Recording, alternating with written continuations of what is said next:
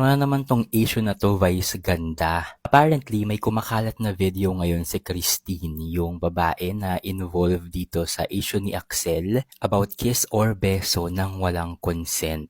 Na hindi naman talaga nagbago yung statement ni Christine tungkol nga dito sa ginawa ni Axel sa kanya nung sa Especially For You. Sa mga hindi nakakaalam, kinall out ni Vice Ganda si Axel sa libu-libong kataong nanonood ng Showtime dahil daw hinalikan or nagbeso siya kay Christine nang walang paalam.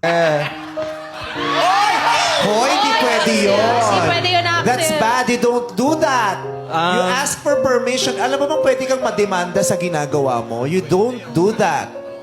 At dahil nga dito ay napahiya talaga yung lalaki, si Axel, dahil sa ginawang pagko-call out ni Vice Ganda sa kanya. And after one day, nagsalita naman si Christine sa kanyang TikTok account